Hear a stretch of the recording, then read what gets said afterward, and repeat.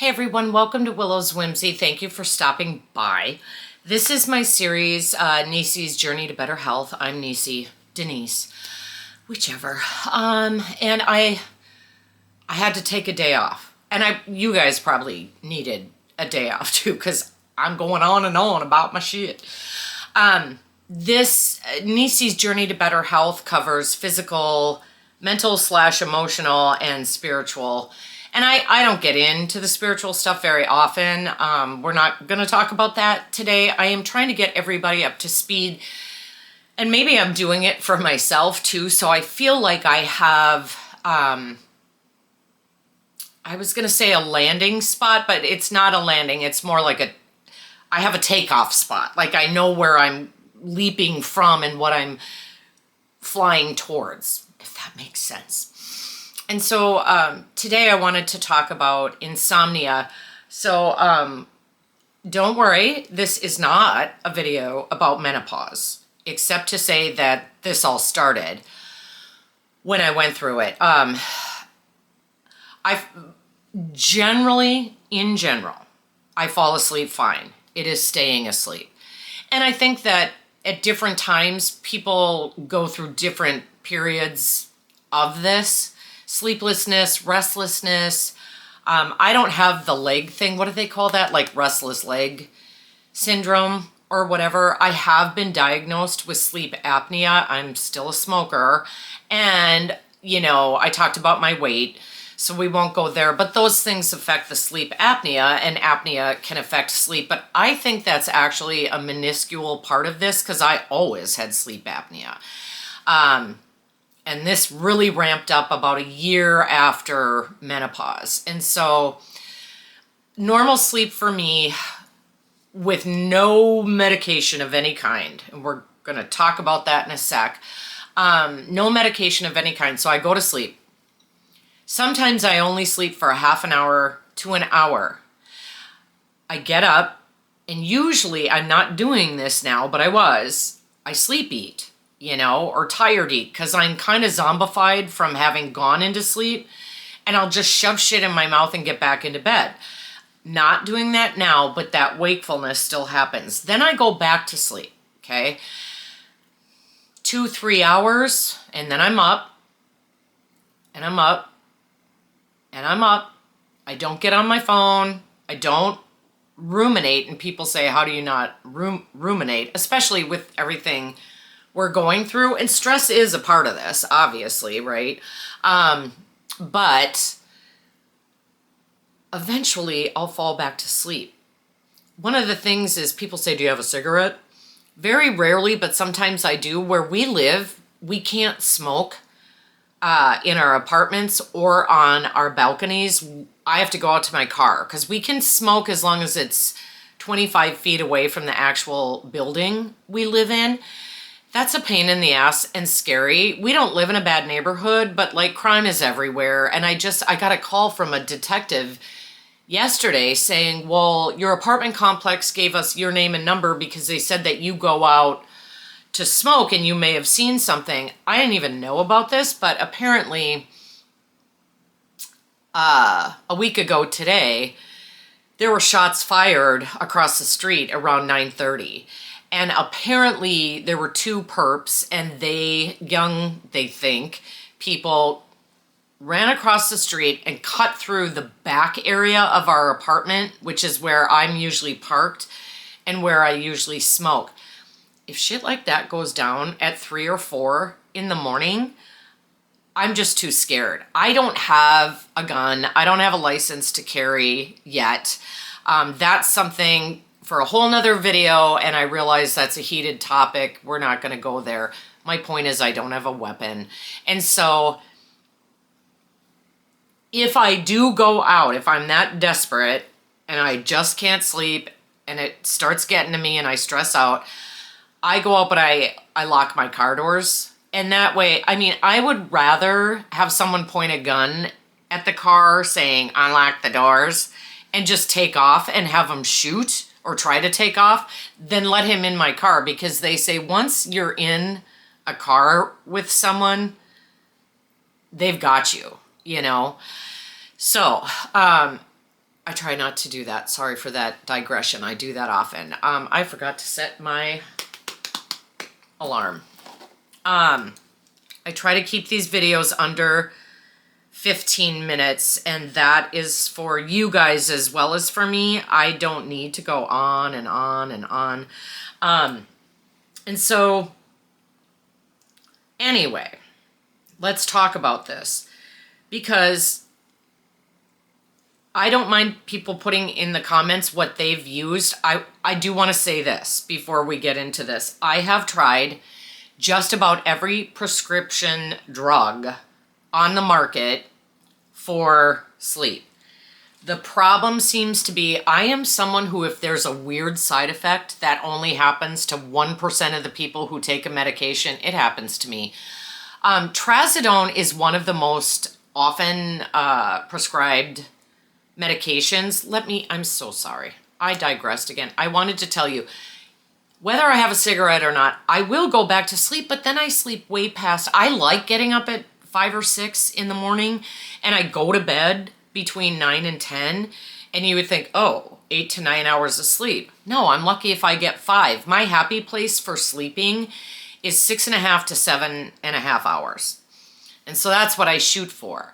I have a Fitbit. I no longer look at it in the morning because it would define my day. And I'm like, I like to wake up and see how I feel first. I give it a good 10 to 15 minutes out of bed, not just laying there going, I don't want to get up, before I look at my Fitbit, because it measures deep sleep and it measures REM, which is dream state sleeping as well.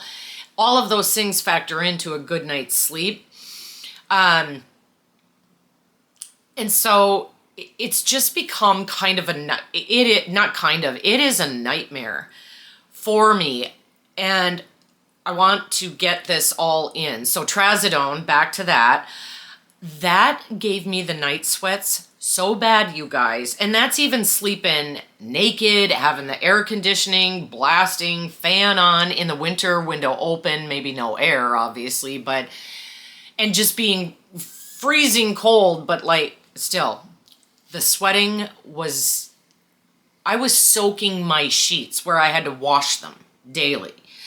So that was a no-go. And anything in that family, same thing.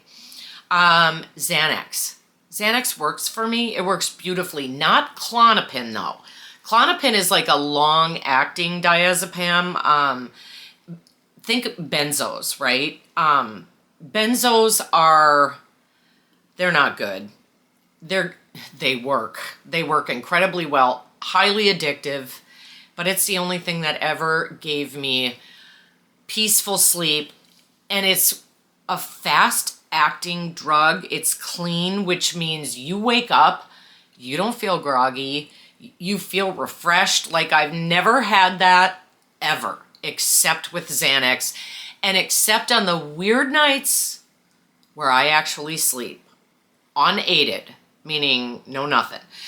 So, and then there are what they call hypnotics. Ambien is one of them. No one will give them to me because here's what happens.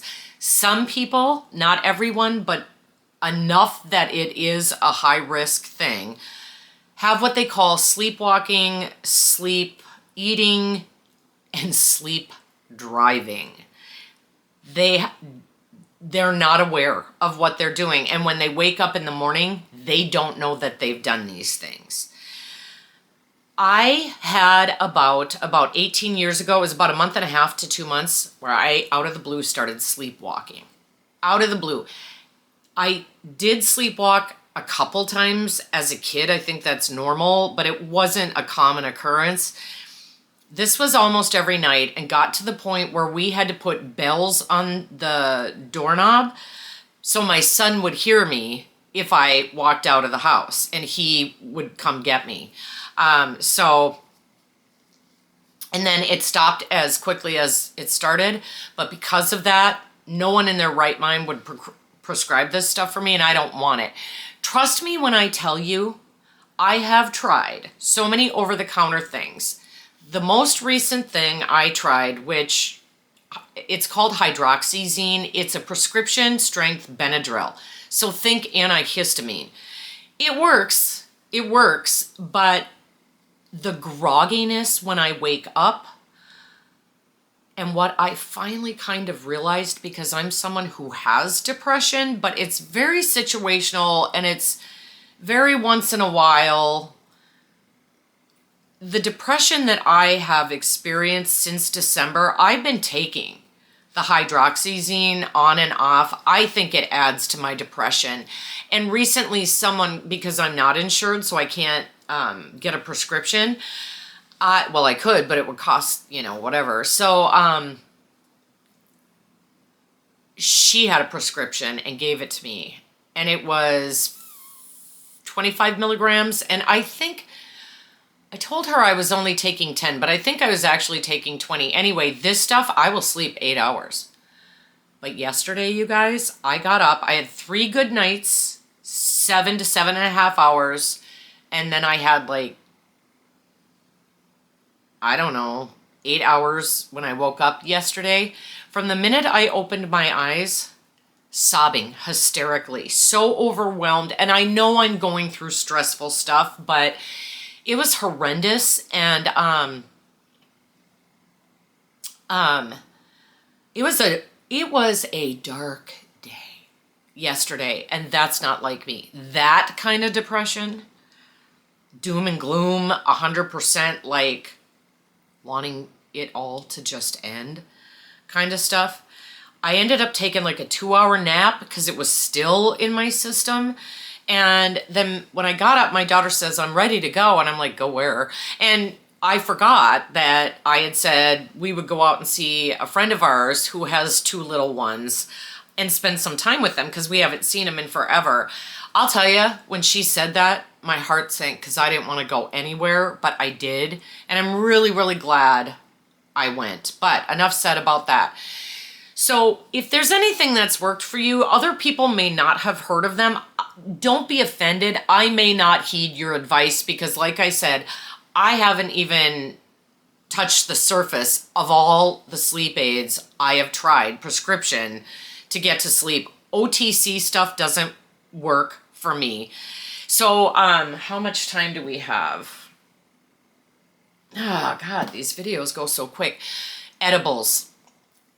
Edibles work until they don't. I'm not a pot smoker.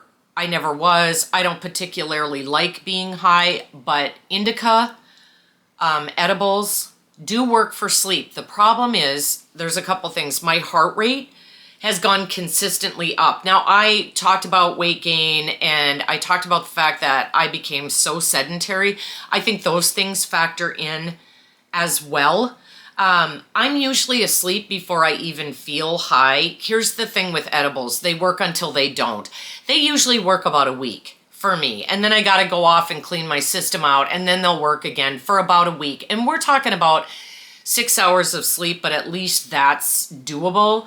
Now, there are a lot of herbal things, and the only thing I'm going to say please don't take is poppy seed tea. Poppy seeds are where opium comes from. It's not regulated, you guys, and there can be mass amounts of opiates in one poppy seed, but not in another. And so whether you buy it from the store or you just go buy poppy seeds from somewhere and make a tea out of it, there have been people who become highly dependent and go through the physical withdrawal that heroin, fentanyl, people go through. Probably not as intense, but as I was reading this, people have died as well. Kratom is another one. You can get that legally. Stay the fuck away from it. So I wanted to talk about common things. We've got chamomile, spearmint, lemongrass, Talia flowers. I'll have to look that up. And hawthorn, which I know nothing about, blackberry leaves, and orange blossoms. This is a sleepy time caffeine-free herbal tea that I take, and it just relaxes me and it calms me enough so I don't get myself worked up. Valerian root is another one. Now, if you're someone who's in recovery, I know people who take it and they're fine as a tea and others who don't. It's not an opiate. It it does lead some people report feeling euphoric. I don't, but you're also, with all of this, right?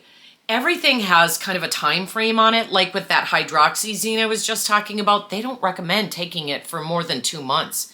Ambien, the hypnotic, which I can't take, they don't recommend that long term. Now, I have a very close friend who's been on it for years. She's been fine.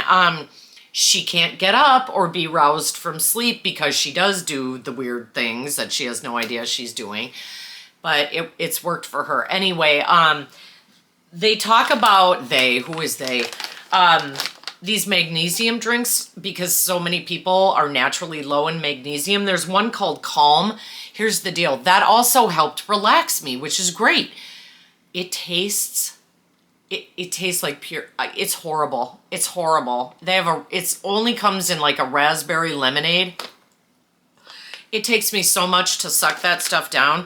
So then I tried this. You have to order this online. It's ridiculously expensive, so I'm not getting any more. They have one for relax, one for sleep, and I thought this was the sleep one, but it's the relax. It's got kava, ashwagandha, L-theanine, and lemon balm. All excellent. You actually feel, gosh darn it, we're done. Okay. You feel, it makes you feel very just relaxed. I do. So I drink this stuff, and I'll either drink the tea I just showed you or this. This actually relaxes me more. This has elderberry, lemon balm, more ashwagandha, lemon peel, ginger root, hibiscus flower, cinnamon bark, lemongrass, lemon balm leaf, blah, blah, blah, blah, blah, which are all really good. Those I've looked up all of them, and they're fine to take, going forward. The lack of sleep, I'm going to go about 5 minutes long. I'm sorry, you guys. I'm more emotional. It's harder to self-regulate stress. I talked in my most recent video about the borderline personality stuff. It's harder to use the skills to self-regulate emotionally. When I don't get sleep, I don't focus as well. Having a conversation with me on a day I get enough sleep is so different than having a conversation with me when I haven't slept well. Yeah, just more emotional. It's really hard to find whatever it is that I need to pull out of myself to push me forward, to push through and get things done. It really has been a horrific part of this job search shit with me. No energy. And I think there's a lot of pieces to physical health. And I think that this is one big one for me. If you've watched this far, I just want to say this to you. As I go through all this, I'll update you. We won't do whole videos on it.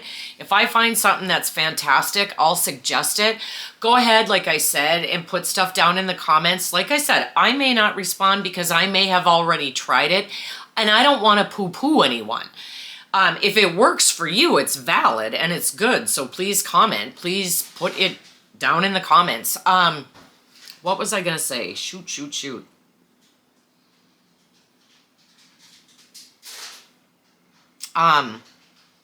Pushing through, trying to stay on top of things, emotional.